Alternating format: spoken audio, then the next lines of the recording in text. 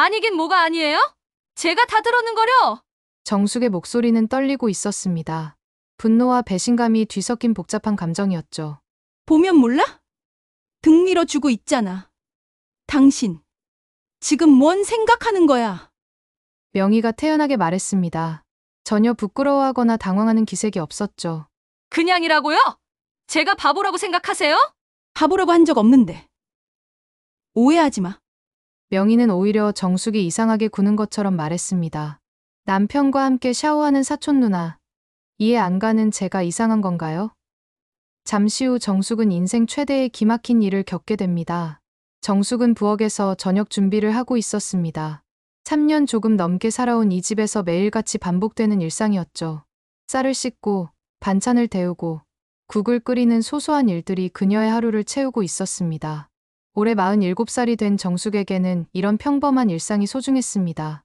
여보, 나왔어. 현관문이 열리며 남편 태식의 목소리가 들렸습니다. 51살의 태식은 오늘따라 표정이 좀 이상해 보였습니다. 평소보다 말수도 적고 뭔가 고민이 있는 듯한 모습이었죠. 어서 와요. 손 씻고 밥 먹어요. 정숙이 상을 차리며 말했습니다. 태식은 손을 씻고 나서 식탁에 앉았지만 계속 뭔가 말하고 싶은 듯 입을 벌렸다 닫았다 반복하고 있었습니다. 뭔가 할 말이 있는 것 같은데 무슨 일이에요? 정숙이 먼저 물어보자 태식은 잠시 망설이더니 입을 열었습니다.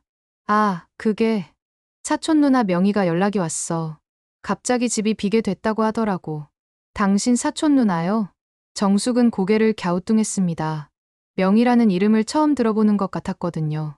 태식과 결혼한 지 3년이 되었지만 남편의 친척 중에 명희라는 사촌 누나가 있다는 이야기는 들어본 적이 없었습니다. 아, 내가 말 안 했나? 큰 집 쪽 사촌 누나야. 나보다 1살 위고 52살이야. 태식은 어색하게 웃으며 설명했습니다. 정숙은 더욱 의아했습니다. 3년 동안 한 번도 언급하지 않았던 사촌 누나가 갑자기 나타난다니 이상했습니다. 왜 갑자기 연락이 온 거예요? 그동안 한 번도 만난 적이 없잖아요.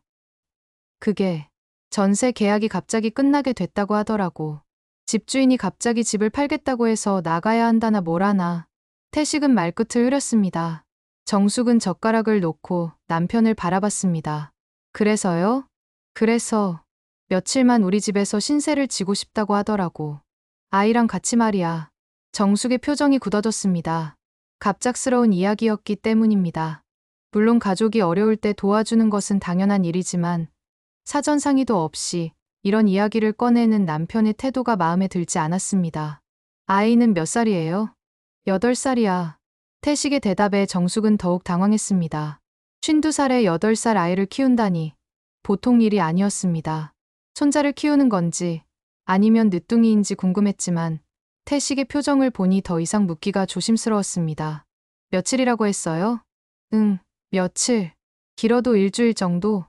새 집을 구하는 동안만 말이야. 태식은 정숙의 눈치를 보며 조심스럽게 말했습니다. 하지만 정숙은 뭔가 석연치 않은 기분이 들었습니다. 3년 동안 한 번도 언급하지 않았던 사촌 누나가 갑자기 나타나서 집에서 며칠 신세를 지고 싶다고 한다니. 뭔가 이상했습니다. 언제부터요? 내일 모레부터. 안 되겠어? 태식은 조심스럽게 물었습니다. 정숙은 한숨을 쉬었습니다. 이미 약속을 한 모양이었습니다. 남편이 이렇게 말한다는 것은 거절하기 어렵다는 뜻이겠죠. 며칠만이라고 확실히 약속했어요? 물론이지. 명희도 미안해하면서 부탁하는 거야. 우리가 도와주지 않으면 갈 곳이 없다고 하더라고. 정숙은 마지못해 고개를 끄덕였습니다. 하지만 마음 한구석에서는 불안감이 일었습니다. 며칠만이라는 말이 과연 믿을 수 있을까 하는 의구심이 들었거든요. 게다가 지금까지 한 번도 들어보지 못했던 사촌 누나라는 것도 이상했습니다. 그날 밤, 정숙은 잠자리에 누워서도 잠이 오지 않았습니다. 창밖으로 들리는 바람 소리가 유난히 쓸쓸하게 느껴졌습니다. 옆에서는 태식이 코를 골며 잠들어 있었지만 정숙의 머릿속에는 온갖 생각들이 맴돌고 있었습니다. 며칠만이라고 했는데 정말 며칠만일까? 그 말이 계속 귓가에 맴돌았습니다. 솔직히 말하자면 불편한 마음이 앞섰습니다. 갑작스럽게 모르는 사람들이 집에 들어와서 생활한다는 것이 쉬운 일은 아니었거든요. 하지만 정숙은 곧 마음을 다잡았습니다. 어쨌든 태식의 가족이고 어려운 처지에 놓인 사람들을 도와주는 것은 옳은 일이라고 생각했습니다. 내가 너무 이기적으로 생각하는 건 아닌가? 정숙은 스스로를 반성했습니다. 사랑하는 남편의 가족이 어려운 상황에 처했을 때 도움을 주는 것은 당연한 일이었습니다. 비록 처음 들어보는 사촌 누나였지만 그동안 연락이 없었다고 해서 가족이 아닌 것은 아니잖아요. 정숙은 며칠만이라는 약속을 믿고 기다려보기로 마음먹었습니다. 이틀 후 드디어 명희와 조카가 도착했습니다. 정숙은 아침부터 방 정리를 하고 이불을 널어서 손님 맞이 준비를 했습니다. 태식은 일찍부터 그들을 데리러 나갔고 오후 2시쯤 현관문이 열렸습니다. 다녀왔어요. 태식의 목소리와 함께 낯선 목소리가 들렸습니다. 안녕하세요, 정숙 씨. 저 명희입니다. 정숙이 거실로 나가자 키가 크고 말끔한 차림의 여자가 서 있었습니다. 52살이라고 했지만 생각보다 젊어 보였고 화장도 정성스럽게 하고 있었습니다. 옆에는 8살 남자아이가 조용히 서 있었죠. 어서 오세요. 힘들었죠? 정숙이 인사를 건네자 명희는 환한 미소를 지으며 다가왔습니다. 아이고, 정말 미안해요. 갑자기 이렇게 들이닥쳐서. 정말 며칠만 있다가 갈 테니까 너무 신경 쓰지 마세요. 명희 목소리는 상냥했지만 정숙은 왠지 모를 어색함을 느꼈습니다. 명희가 집 안을 둘러보는 시선이 마치 감정하는 것처럼 보였거든요. 이 아이가 민수예요. 인사해. 명희가 조카를 앞으로 밀어내자 민수는 작은 목소리로 인사했습니다. 안녕하세요. 어머, 참 의젓하네요. 많이 놀랐죠? 새로운 환경이라서. 정숙이 민수에게 다정하게 말을 걸었지만 아이는 수줍어하며 명희 뒤로 숨었습니다. 낯선 환경에 적응하기 어려워하는 모습이었죠. 방은 안방 옆 작은 방 쓰시면 될 것 같아요. 이불이랑 베개는 다 준비해뒀어요. 고마워요, 정숙 씨. 정말 미안해요. 명희는 계속 미안하다고 말했지만 정숙은 그 미안함이 진심인지 의심스러웠습니다. 명희의 표정에서 미안함보다는 오히려 여유로움이 느껴졌거든요. 저녁 준비를 하면서 정숙은 명희의 행동을 유심히 지켜봤습니다. 명희는 마치 자기 집인 양 부엌을 둘러보며 이것저것 만져보고 있었습니다. 아, 이 그릇 예쁘네요. 어디서 샀어요? 시장에서 샀는데. 이런 건 원래 여기 놔야 쓰기 편해요. 명희는 정숙의 대답도 듣지 않고 그릇들을 자기 마음대로 옮기기 시작했습니다. 정숙은 당황했지만 손님이니까 참아야 한다고 생각했습니다. 아휴, 이런 건 원래 여기 놔야 쓰기 편해요. 명희는 조미료통들까지 자기 방식대로 정리했습니다. 정숙이 내내 결혼 생활 동안 써온 자리에서 옮겨놓으면서 말이죠. 명희 씨, 괜찮아요. 제가 익숙한 대로. 아니에요. 이게 더 편해요. 제가 요리도 좀 하거든요. 명희는 정숙의 말을 자르며 계속 자기 방식대로 부엌을 정리했습니다. 정숙은 점점 불쾌해졌지만 참고 있었습니다. 저녁 식사 시간이 되자 더욱 이상한 일들이 벌어졌습니다. 정숙이 태식 옆자리에 앉으려고 하자 명희가 스르르 끼어들었습니다. 아, 제가 여기 앉을게요. 민수 때문에 태식이 옆에 있어야 해서요. 명희는 자연스럽게 태식의 팔짱을 끼고 앉았습니다. 정숙은 그 모습을 보고 깜짝 놀랐습니다. 사촌 사이라고 해도 너무 스스럼 없는 행동이었거든요. 민수야, 많이 먹어. 태식이 민수에게 반찬을 올려주자 명희가 태식의 어깨를 두드리며 말했습니다. 태식이가 워낙 아이들을 좋아해서 그래요. 예전부터 그랬어요. 예전부터요? 정숙이 물어보자 명희는 묘한 미소를 지었습니다. 태식이 젊었을 땐 이렇게 안 했는데 나이가 들어서 그런가 봐요. 명희의 말에 정숙은 어리둥절했습니다. 명희가 태식이 젊었을 때를 안다는 말인가요? 그런데 태식은 결혼한 지 3년 동안 명희에 대해 한 번도 언급한 적이 없었는데 말이죠. 언제부터 알고 지내셨어요? 정숙의 질문에 명희와 태식이 동시에 시선을 교환했습니다. 그리고 태식이 어색하게 웃으며 말했습니다. 어릴 때부터 알고 지냈지. 명희 누나랑은 사촌 사이니까. 하지만 정숙은 뭔가 석연치 않은 기분이 들었습니다. 명희의 말투나 행동이 단순한 사촌 관계로 보기에는 너무 친밀했거든요. 그런데 왜 그동안 한 번도 만날 기회가 없었던 거예요? 정숙이 다시 물어보자 명희가 먼저 대답했습니다. 저희 집안이 좀 복잡해서요. 그동안 연락을 안 하고 지냈거든요. 태식은 고개만 끄덕일 뿐 별다른 설명을 하지 않았습니다. 명희 누나도 힘들었을 텐데. 태식이 명희를 걱정스럽게 바라보자 명희는 태식의 손등을 가볍게 쓰다듬었습니다. 괜찮아. 이제 태식이가 있으니까. 그 모습을 본 정숙은 더욱 불편해졌습니다. 사촌 사이라지만 너무 스킨십이 자연스러웠거든요. 식사를 마치고 설거지를 하는데 명희가 다가와서 도와주겠다고 했습니다. 제가 할게요. 손님이 어떻게? 아니에요. 신세지는 몸인데 당연히 도와야죠. 명희는 설거지를 도와주면서 계속 이야기를 걸었습니다. 태식이 참 좋은 사람이에요. 정숙 씨가 부러워요. 고마워요. 결혼 생활 어때요? 태식이가 잘해줘요? 갑작스러운 질문에 정숙은 당황했습니다. 처음 만난 사람이 이런 사적인 질문을 하는 것이 이상했거든요. 네, 잘해줘요. 다행이네요. 태식이가 워낙 매력적인 남자거든요. 명희의 말에 정숙은 더욱 당황했습니다. 사촌 누나가 사촌 동생을 두고 매력적이라고 표현하는 것이 어색했거든요. 그날 밤, 정숙은 침실에서 태식과 둘이 있을 때 물어봤습니다. 명희 씨가 당신을 매력적이라고 하던데 사촌 사이에 그런 표현을 쓰는 게 좀 이상하지 않아요?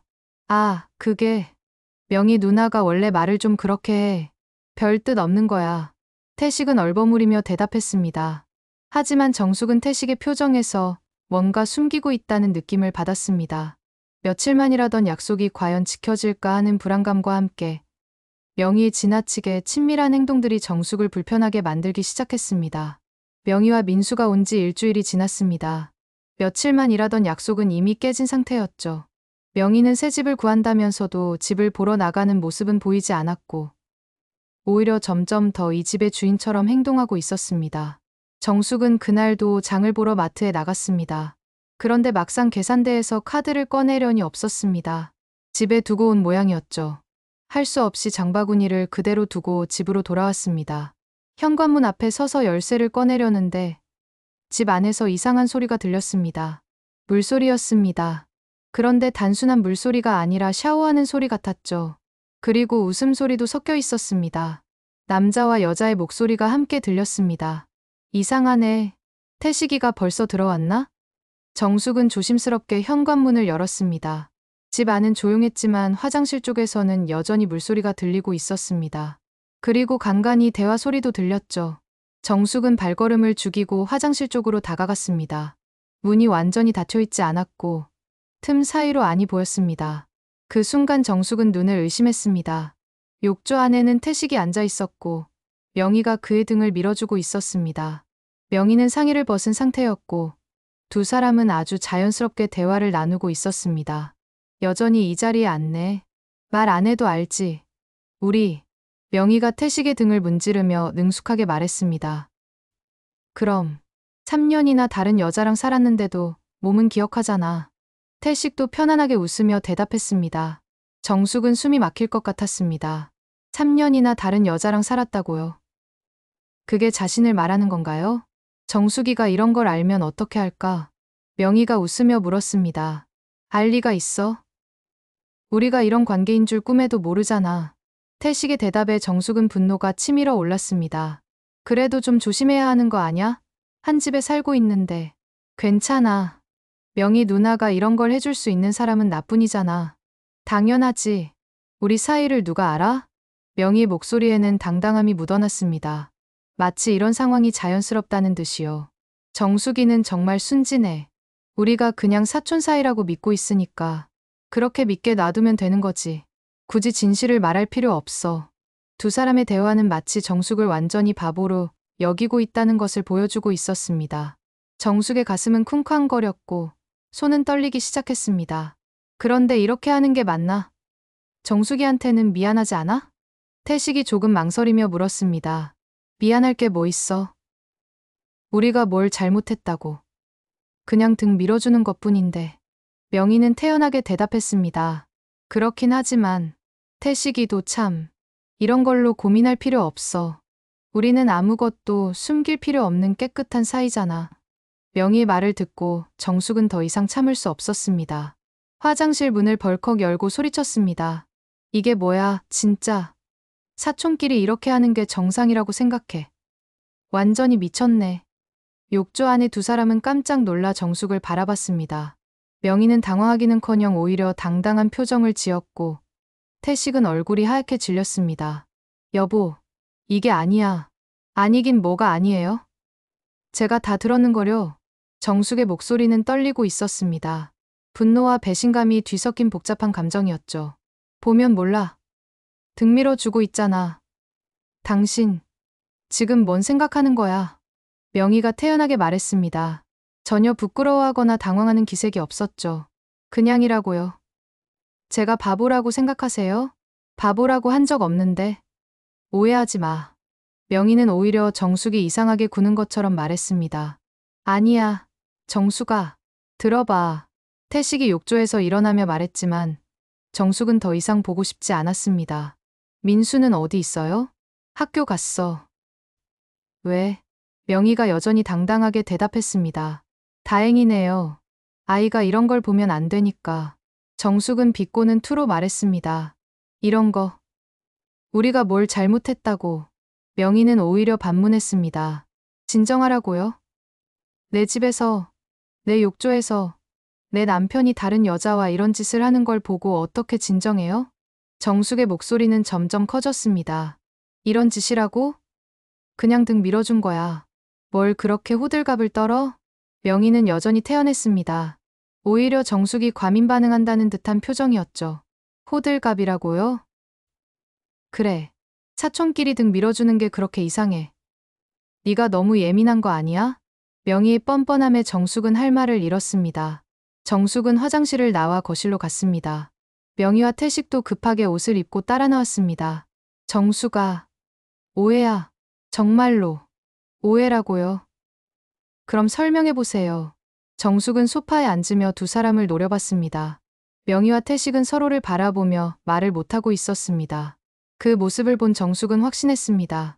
이 두 사람 사이에는 분명히 숨기고 있는 무언가가 있다는 것을요. 정숙은 머리가 띵하고 어지러웠습니다. 매달 200만 원씩 양육비를 보내고 있었다니요. 하지만 더 큰 충격이 기다리고 있었습니다. 또 뭐가 있어요? 제가 모르는 게 또 뭐가 있냐고요. 정숙의 절규에 가까운 목소리가 집 안을 울렸습니다. 그때 명희가 씩 웃으며 말했습니다.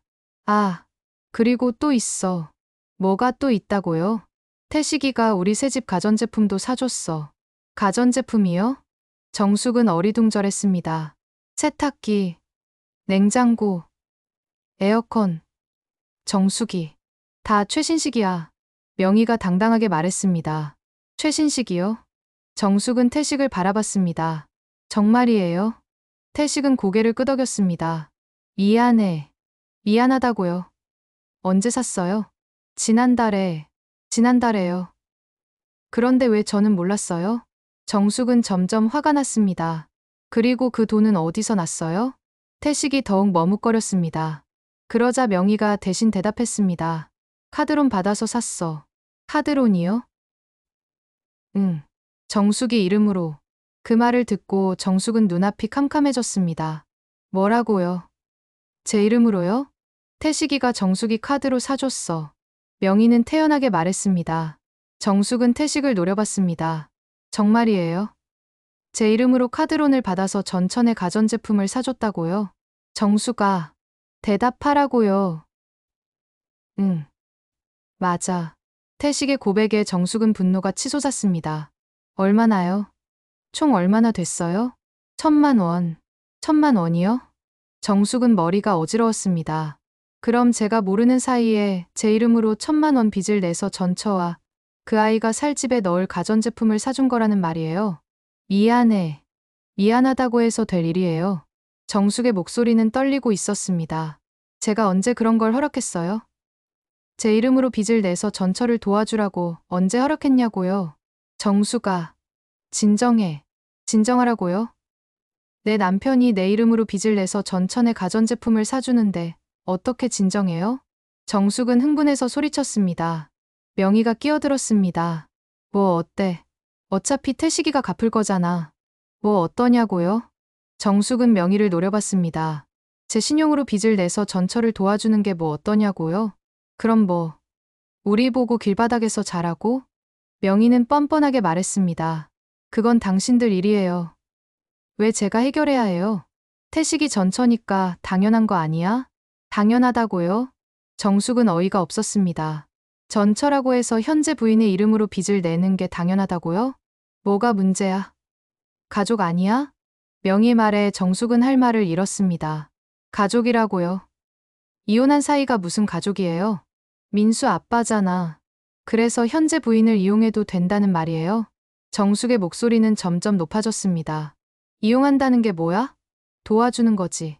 도와달라고 부탁한 적 없어요. 부탁 안 해도 해주는 게 가족이야. 명희는 계속 당당했습니다. 정숙은 태식을 바라봤습니다. 당신도 그렇게 생각해요? 전처를 위해서 현재 부인의 이름으로 빚을 내는 게 당연하다고요? 태식은 고개를 숙이고 있었습니다. 대답해요. 미안해. 다른 방법이 없었어. 다른 방법이 없었다고요? 정숙은 분노가 치솟았습니다. 그럼 저한테 상의라도 했어야 하는 거 아니에요? 상의하면 허락했을 것 같아? 명희가 비웃듯 말했습니다. 당연히 안 했을 거예요. 그러니까 안 한 거지. 명희의 뻔뻔함에 정숙은 더 이상 참을 수 없었습니다. 이제 더 이상 속지 않을 거예요. 당장 나가세요. 나가긴 뭘 나가. 우리가 왜 나가? 명희는 오히려 더 당당해졌습니다. 정숙은 모든 것을 잃었다는 기분이었습니다.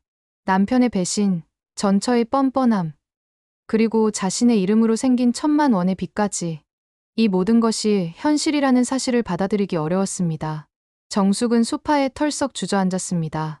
1,000만 원의 빚도 충격적이었지만 더 큰 충격이 기다리고 있을 것 같은 불안감이 들었습니다. 명희와 태식의 태도를 보니 아직 숨기고 있는 게 더 있을 것 같았거든요. 또 뭐가 있어요? 정숙이 지친 목소리로 물었습니다. 뭐가 또 있냐고요. 이제 다 말해요. 명희와 태식이 서로를 바라보더니 명희가 입을 열었습니다. 사실 하나 더 있긴 해. 뭐예요?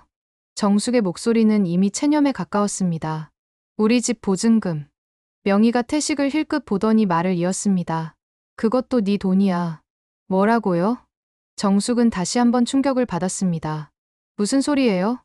당신이 살고 있는 집 보증금이 제 돈이라고요? 태식이가 니네 어머니한테 받은 돈으로 우리 집 보증금 냈거든. 명희의 말에 정숙은 머리가 하얗게 변하는 기분이었습니다. 어머니 돈이요? 정숙은 태식을 바라봤습니다. 남편의 얼굴은 창백했습니다. 지난번에 어머니가 주신 1억. 설마 그 돈으로? 태식은 고개를 끄덕였습니다. 미안해. 정숙은 눈물이 쏟아질 것 같았습니다. 어머니가 평생 모은 돈을 주시면서 사위가 사업한다니까 도와주고 싶다고 하셨는데 그 돈으로 전처의 집 보증금을 냈다니요. 어머니가 그 돈을 주실 때 뭐라고 하셨는지 기억해요? 정숙의 목소리는 떨리고 있었습니다. 평생 모은 돈이니까 잘 써달라고, 사위 믿는다고 하셨잖아요. 태식은 고개를 더 숙였습니다. 그런데 그 돈으로 전처 집 보증금을 냈다고요? 정수가, 어머니는 아세요? 뭘? 어머니가 주신 돈으로 전처 집 보증금을 냈다는 걸 아시냐고요. 정숙이 소리치자 태식이 더욱 작아졌습니다. 모르셔. 모른다고요. 어머니한테는 우리 집 보증금이라고 했어. 뭐라고요? 정숙은 더욱 놀랐습니다. 그럼 어머니를 속인 거예요. 어쩔 수 없었어. 어쩔 수 없었다고요? 정숙은 분노가 치솟았습니다. 제 어머니를 속이는 게 어쩔 수 없는 일이었다고요. 그때 명희가 끼어들었습니다. 뭐 어때? 어차피 집 보증금인 건 맞잖아. 뭐 어떠냐고요? 정숙은 명희를 노려봤습니다. 제 어머니가 딸과 사위를 위해 주신 돈으로 전처 집을 얻어주는 게 뭐 어떠냐고요? 집은 집이지. 명희는 여전히 뻔뻔했습니다. 그리고 니네 어머니가 1억 잘 썼니? 라고 하셨다며? 뭐라고요? 정숙은 당황했습니다. 어머니가 언제 그런 말씀을 하셨어요? 태식이 대답했습니다. 지난번에 전화하셨을 때 어머니가 보증금 이야기를 하셨다고요? 응. 1억 잘 썼냐고 물어보셔서 뭐라고 대답했어요? 잘 썼다고 했어. 정숙은 머리가 복잡해졌습니다. 어머니가 보증금에 대해 물어보셨다는 건 뭔가 의심하고 계신다는 뜻일까요? 혹시 어머니가 의심하고 계시는 건 아니에요? 아니야. 그냥 확인차 물어보신 것 같아. 태식의 대답에도 정숙은 불안했습니다. 그럼 어머니는 우리가 더 좋은 집으로 이사했다고 생각하고 계시는 거네요. 그런 것 같아. 정숙은 참담했습니다. 어머니를 이렇게 속이다니요. 그런데 진짜 웃긴 건 뭔지 알아? 명희가 또 다시 입을 열었습니다. 뭐가 또 웃기다는 거예요? 니네 어머니가 준 돈으로 우리 집 보증금 냈으니까 사실상 이 집은 니네 어머니 집이야. 뭐라고요? 그런데 우리가 살고 있으니까 니네 어머니가 우리한테 집을 빌려주는 셈이지. 명희 말에 정숙은 어이가 없었습니다. 무슨 소리예요? 월세도 안 받고 말이야. 니네 어머니 참 좋은 분이네. 명희가 비웃듯 말했습니다. 그만해요. 정숙이 소리쳤습니다. 제 어머니를 그런 식으로 말하지 마세요. 사실을 말한 건데 뭐가 문제야? 사실이라고요. 그럼 거짓말이야? 니네 어머니 돈으로 우리 집 보증금 낸 거 맞잖아. 명희는 계속 당당했습니다. 정숙은 태식을 바라봤습니다. 당신은 뭐예요? 이 상황이 정상이라고 생각해요? 정수가 제 어머니 돈으로 전처집 보증금 내고 제 이름으로 빚내서 전천에 가전제품 사주고 제 어머니까지 속이고. 정숙의 목소리는 점점 커졌습니다. 이제 뭐가 남았어요? 또 뭘 숨기고 있어요? 더 이상은 없어. 정말이에요? 정숙은 믿을 수 없다는 표정으로 두 사람을 바라봤습니다. 정말 이게 다예요? 명희와 태식이 고개를 끄덕였습니다. 정숙은 한숨을 크게 쉬었습니다. 자신이 얼마나 바보같이 살아왔는지 뼈저리게 느꼈습니다. 남편은 전처와 그 아이를 위해 자신을 이용했고 심지어 자신의 어머니까지 속였습니다. 저는 지금까지 뭐였어요? 정숙의 목소리는 절망에 가득 차 있었습니다. 당신들의 돈줄이었어요. 호구였어요? 그게 아니야. 그게 아니면 뭐예요? 정숙은 일어서서 현관 쪽으로 걸어갔습니다. 이제 더 이상 못 참겠어요. 당장 나가세요. 정숙아, 나가라고요. 제 어머니 돈으로 산 집에서 당장 나가. 정숙의 외침이 집 안을 울렸습니다. 하지만 명희는 여전히 자리에서 일어나지 않았습니다. 나가라고요. 제 어머니 돈으로 산 집에서 당장 나가. 정숙의 외침이 집 안을 울렸지만 명희는 여전히 소파에 앉아 있었습니다. 나가긴 뭘 나가? 여기 내 집인데. 명희가 씩 웃으며 말했습니다. 그 순간 정숙의 눈빛이 변했습니다. 더 이상 화를 내거나 소리치지 않았습니다. 오히려 차갑고 침착한 표정이 되었죠. 알겠어요. 그럼 제대로 해보죠. 정숙은 조용히 방으로 들어가 옷들을 가방에 넣기 시작했습니다. 태식이 황급히 따라왔습니다. 정숙아, 어디 가는 거야? 친정에 가서 어머니께 다 털어놓을 거예요. 당신들이 어떤 개 같은 짓을 했는지, 그리고 내일부터는 진짜 지옥을 보여줄 거예요.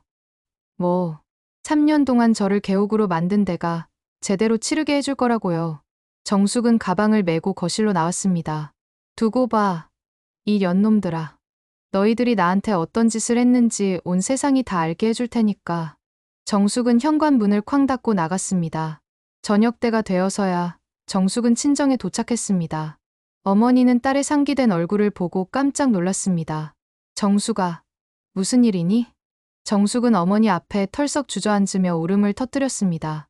어머니가 태식이에게 주신 1억 원. 그 개새끼가 전처한테 다 줬어요. 어머니의 손에서 들고 있던 찻잔이 떨어져 깨졌습니다. 뭐라고? 무슨 소리야? 태식이 전처가 명이라는 여자예요. 사촌 누나라고 속이고 우리 집에 들여놨는데 알고 보니 이혼한 전처더라고요. 정숙은 목이 메어오면서 모든 이야기를 쏟아냈습니다. 매달 양육비 200만 원씩 보내고 있었다는 것. 자신의 이름으로 카드론을 받아서 전처에 가전제품을 사줬다는 것. 어머니 돈으로는 전처 집 보증금을 냈다는 것까지. 그럼 내가 평생 아껴서 모은 돈이 그년한테 다 갔다는 거냐? 네. 그리고 저는 바보처럼 아무것도 모르고 살았어요. 어머니의 얼굴이 점점 굳어지더니 마침내 주먹을 불끈 쥐었습니다. 정수가 그냥 넘어갈 수 없다. 내 돈 되찾아야 하고 그 사기꾼들 감옥에 보내야 해. 어머니가 도와줄게. 다음 날 아침 일찍 정숙은 어머니와 함께 변호사 사무실을 찾았습니다. 김 변호사님, 이혼하면서 위자료 왕창 받고 싶어요. 구체적으로 어떤 상황인지 말씀해 보세요. 정숙은 준비해온 모든 서류를 테이블에 던지듯 놓았습니다. 남편이 절 완전히 개취급했어요. 제 동의도 없이 제 이름으로 카드론 받아서 전처한테 갖다 바쳤고 시어머니 돈 1억도 전처한테 줬어요. 변호사는 서류들을 하나씩 살펴보며 혀를 찼습니다. 이건 정말 심각한 케이스네요. 배우자 기망의 경제적 착취까지. 충분히 고액 위자료 받을 수 있습니다. 대략 얼마나 받을 수 있을까요?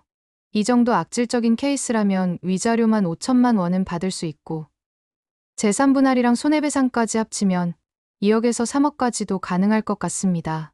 어머니가 끼어들었습니다. 변호사님, 사기죄로도 고발할 수 있죠? 당연하죠.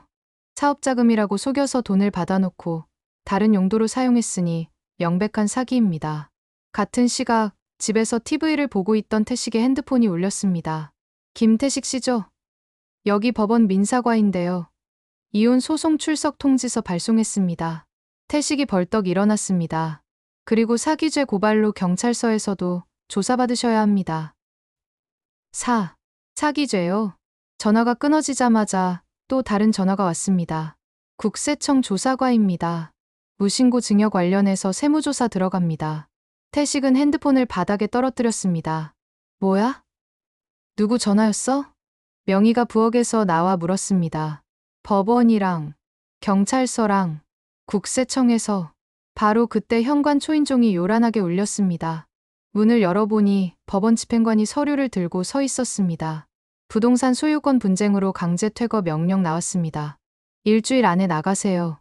명의가 뛰어나와 소리쳤습니다. 미쳤어? 여기 내 집인데. 법원 결정사항입니다. 불복하시면 강제 집행 들어갑니다.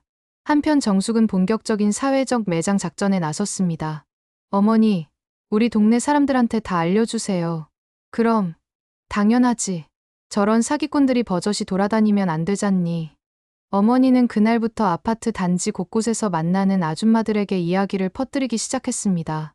아이고, 우리 사위가 완전 사기꾼이었어요. 내가 준 1억을 전처한테 갖다 바쳤다니까요. 어머, 정말요? 그것도 모자라서 우리 정숙이 이름으로 빚까지 내서 전천에 가전제품을 사줬대요. 소문은 아파트 단지를 순식간에 휩쓸었습니다. 정숙은 태식의 직장 동료들에게도 직접 연락했습니다. 안녕하세요. 김태식 아내 정숙입니다. 혹시 시간 되시면 커피 한잔 할까요? 네. 갑자기 왜요? 태식이에 대해서 알려드릴 게 있어서요. 태식의 직장 동료 몇 명과 만난 정숙은 모든 증거를 보여주며 사실을 알렸습니다. 이게 태식이가 제 이름으로 받은 카드론 명세서고 이게 전처한테 보낸 양육비 내역이에요. 동료들은 충격을 받았습니다. 태식이가 이런 사람인 줄 몰랐네요. 직장에서도 순식간에 소문이 퍼졌습니다. 태식은 동료들의 시선을 받으며 위축되기 시작했죠.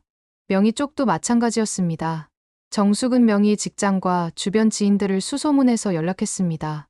명희 씨가 어떤 사람인지 알려드리고 싶어서 연락했어요.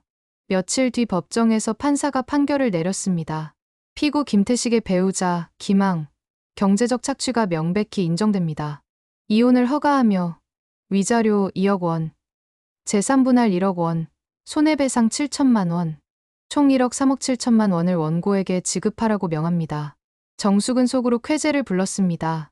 태식은 의자에 주저앉았고 명희는 멍하니 앉아 있었습니다. 드디어 그들이 저지른 일에 대한 정당한 대가를 치르게 된 것입니다. 법정을 나서는 정숙의 발걸음은 그 어느 때보다 가벼웠습니다. 3억 7천만 원이라는 거액의 승소 판결을 받았습니다. 정숙에게는 돈보다 더 큰 의미가 있었습니다. 3년 동안 자신을 속이고 이용한 그들에게 정당한 대가를 치르게 한 것이었거든요. 정숙아, 정말 잘했다. 어머니가 정숙의 손을 꽉 잡으며 말했습니다. 어머니, 이제 시작이에요. 돈 받아내는 게 더 중요하거든요. 변호사가 옆에서 말했습니다. 걱정 마세요. 강제집행 신청해서 태식 씨 재산 다 압류할 겁니다. 월급도 압류하고 퇴직금도 압류하고요. 한 달 후 태식은 회사에서 인사팀에 불려갔습니다. 김태식 씨, 법원에서 월급 압류 명령이 왔네요. 앞으로 월급의 3분의 2가 법원으로 갑니다. 3분의 2요? 태식의 얼굴이 하얗게 변했습니다. 3억 7천만 원이면 평생 갚아야 할 돈이네요. 그리고 온라인에 돌아다니는 그 소문들 때문에 회사 이미지에 좋지 않아서 다른 부서로 발령 내겠습니다. 지방 공장으로요. 지방이요? 네. 울산 공장입니다. 다음 주부터 출근하세요. 태식은 고개를 떨구었습니다. 월급은 3분의 1로 줄고 지방으로 발령까지 나는 상황이었습니다. 3억 7천만 원을 갚으려면 죽을 때까지 일해도 모자랄 판이었습니다. 명희도 마찬가지였습니다. 직장에서는 동료들의 시선이 차가워졌고 동네에서는 아줌마들이 수군댔습니다. 저기 가는 여자가 그 뻔뻔한 전철에 남의 집에 들어가서 현재 부인 등쳐먹은 그 여자? 3억 7천만 원 물어줘야 한다며. 완전 망했네. 명희는 결국 직장을 그만둘 수밖에 없었습니다. 어디를 가도 손가락질을 받았거든요. 더 큰 문제는 집이었습니다. 강제 퇴거 명령으로 쫓겨난 명희와 민수는 갈 곳이 없었습니다. 보증금으로 쓴 1억 원은 정숙에게 돌려줘야 하는 상황이었고 새로운 집을 구할 돈도 없었습니다. 엄마, 우리 어디서 살아? 8살 민수가 불안해하며 물었습니다. 걱정하지 마, 민수야. 엄마가 알아볼게. 하지만 명희에게는 마땅한 대안이 없었습니다. 친정은 이미 연락을 끊었고 친구들도 소문을 듣고 피하기 시작했습니다. 결국 명희와 민수는 임시로 쪽방촌에 들어갔습니다. 화장실도 공동으로 쓰는 좁은 방에서 모자가 함께 생활하는 것은 참혹했습니다. 엄마, 예전 집이 그리워. 왜 이렇게 됐어? 민수야, 엄마가 잘못했어. 명희는 처음으로 자신의 잘못을 인정했습니다. 하지만 어디를 가도 소문이 따라다녔습니다. 면접을 봐도 혹시 온라인에 나온 그 분이신가요? 라는 질문을 받았고 결국 취업은 불가능했습니다. 태식은 울산으로 발령을 받아 혼자 자취를 시작했습니다. 월급의 3분의 2는 정숙에게 보내야 했고 나머지 돈으로는 라면으로 연명하는 수준이었습니다. 아빠, 언제 와? 여기 너무 추워. 민수가 전화로 울먹이며 물었습니다. 민수야, 아빠도 돈이 없어. 미안해. 태식도 눈물이 났습니다. 자신의 욕심과 어리석음 때문에 아들까지 고생시키고 있었습니다. 한편 정숙은 새로운 삶을 시작하고 있었습니다. 승소한 돈 중 일부로 괜찮은 카페를 열었습니다. 축하해요, 정숙 씨. 정말 속이 시원해요. 단골 손님들이 격려해 주었습니다. 정숙의 이야기는 이미 동네에서 전설이 되어 있었거든요. 3억 7천만 원이라니. 완전 대박이네요. 저도 남편이 이상한 짓 하면 정숙 씨처럼 할 거예요. 정숙은 카페를 운영하면서 마음의 평화를 되찾았습니다. 3년 동안 속고 살았던 답답함이 시원하게 해결된 기분이었습니다. 어느 날 명희가 카페 앞에 나타났습니다. 초라하고 야윈 모습으로 문 앞에서 망설이고 있었죠. 정숙이 문을 열고 나갔습니다. 뭐 하는 거예요? 정숙 씨. 제발 합의 좀 해주세요. 명희의 목소리는 떨리고 있었습니다. 합의라고요? 민수가 너무 힘들어해요. 쪽방에서 살면서 감기도 자주 걸리고 그건 당신이 자초한 일이에요. 정숙은 차갑게 말했습니다. 3억 7천만 원. 평생 갚아도 모자랄 돈이에요. 제발 좀 줄여주세요. 줄여달라고요? 정숙이 비웃었습니다. 3년 동안 저를 속이고 이용할 때는 생각 안 했어요? 제 어머니 돈으로 당신 집 보증금 내고 제 이름으로 빚내서 당신네 가전제품 사주고 그때는 괜찮았죠? 그때는 정말 어쩔 수 없었어요. 어쩔 수 없었다고요. 그럼 지금은 어때요? 지금도 어쩔 수 없는 거 아니에요? 명희는 무릎을 꿇었습니다. 제발요. 민수만이라도 생각해서. 민수요? 정숙의 목소리가 더욱 차가워졌습니다. 민수 아빠가 누군지 아세요? 제 남편이었어요. 제 남편이 당신과 민수를 위해서 저를 배신한 거예요. 그런데 지금 와서 민수 생각하라고요? 명희는 눈물을 흘리며 돌아갔습니다. 몇 달 후, 정숙은 어머니와 함께 카페에서 차를 마시고 있었습니다. 정숙아, 속이 다 시원하다. 3억 7천만 원이라니. 어머니, 저도요. 이제야 제대로 잠을 잘 수 있어요. 그래, 억울한 일 당하면 끝까지 싸워야 하는 거야. 그 돈으로 뭐 할 거냐? 일단 카페 확장하고 나머지는 투자할 생각이에요. 이제 정말 잘 살 거예요. 창밖으로는 따뜻한 봄볕이 들어오고 있었습니다. 정숙은 자신의 선택이 옳았다고 확신했습니다. 태식과 명희는 여전히 비참한 생활을 이어가고 있었지만 그것은 그들이 치러야 할 정당한 대가였습니다. 3년 동안 정숙을 속이고 이용한 대가, 그리고 다른 사람을 호구로 만든 대가를 말이죠. 정숙은 새로운 인생을 살아가고 있었습니다. 더 이상 누구에게도 속지 않는 당당한 여자로서 말입니다. 그날도 카페는 손님들로 북적였고 정숙은 환한 미소를 지으며 커피를 내리고 있었습니다. 창밖으로 따뜻한 햇살이 비치는 가운데 정숙의 마음을 대변하는 나레이션이 흘러나왔습니다. 사람은 자신이 뿌린 씨앗을 반드시 거두게 되어 있다. 남을 속이고 이용하면서 살면 언젠가는 그 대가를 치르게 된다. 그게 세상의 이치다. 정숙은 여전히 환한 미소를 지으며 일하고 있었습니다. 이제 정말로 그 누구보다도 당당하고 행복하게 살아가는 여자가 되어 있었습니다.